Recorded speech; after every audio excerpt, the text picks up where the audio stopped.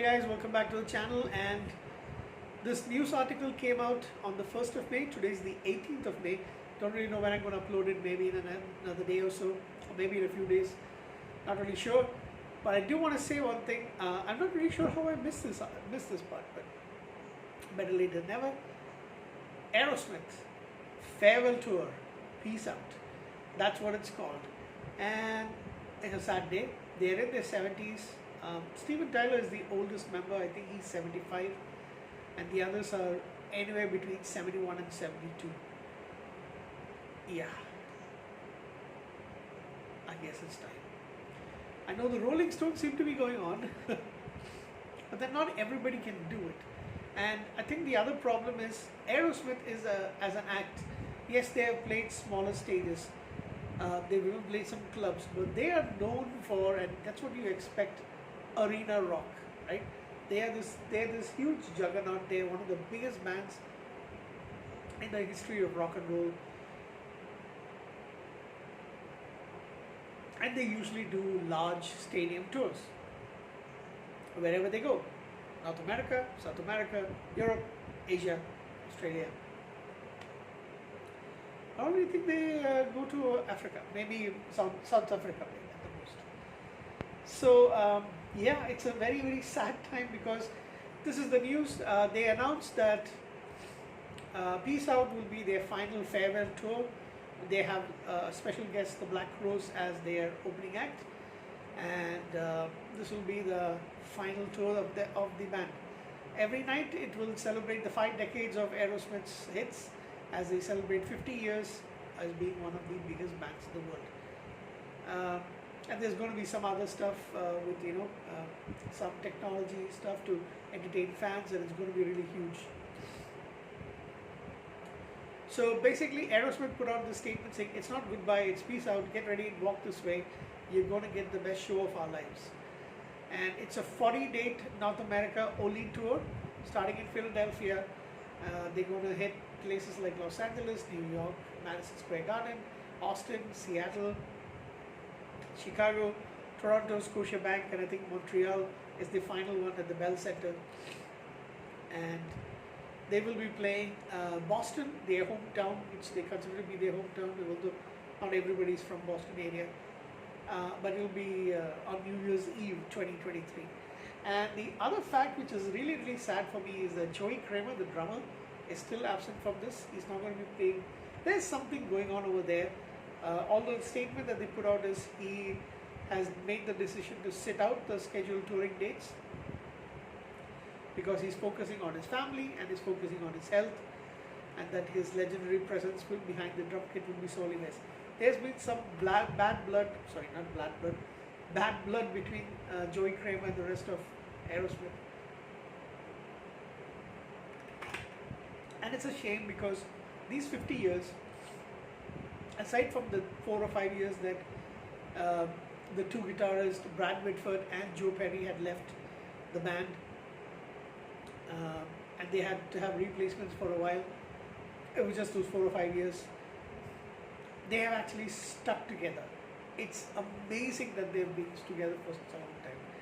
And to see that Joey Kramer is not there, man, I would love to see the band once.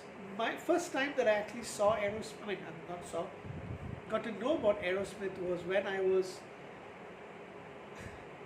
I 12 already? I don't know, maybe I was 11, turning on 12. We used to get these VHS tapes because my sister and I used to crave music videos that we used to watch, especially when we were growing up in Kuwait. So we moved to India in 1987. Excuse me. And I think, if I'm not mistaken, this she had a friend of hers and the friend's older sister who grew up for many years. They lived in the US, and then they came back to India. So they had they had bought these VHS tapes. I think they got them from some of their friends back in the US. And the song was released in 1987, 98 perhaps. Was a big hit called Angel from the Permanent Vacation album. And we were watching the VHS tapes with all these It's like a chart, something with a lot of music videos. I don't think just a lot of music videos, and this song was on it. That's the first time I ever heard of Aerosmith. Became a fan then and there, and I remember very very well uh, when I was 15 years old, and I was in the 10th standard here in India. So this would have been 1991, 92, because that year in February or January or February, we went for a trip to a place called Kodaikanal. So my school friends, from the school, they sent us on a trip. And I'd never been on a school trip before. I was the first and only time I've actually been on one. And because, for several reasons, my parents didn't want me to go. But it wasn't mandatory, but this one was because it's the final year. So all of us were going. And just after that, I had bought the album, Pumped, which came out in 1989 with JD's Got a Gun, The Other Side, all those great songs. And I played the heck out of that tape. So from 88, I'm guessing it's 88 to like 92, not much. I knew a couple of their songs, that was it. It was like 91 or 90, was it? Yeah, 92 that I actually really got into Aerosmith. Became a big fan. I bought a bunch of their albums. Of course, all the albums since then. I'm a fan of mainly the albums after, from Permanent Vacation onwards. So Permanent Vacation, Pumped, if I actually just quickly check the, excuse me.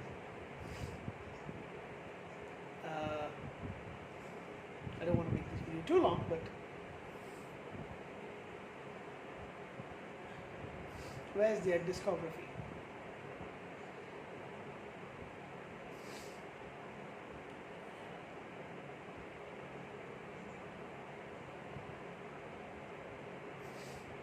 Even though I know songs from the 70s, it's mainly the 80s and mid 80s and later that was me. So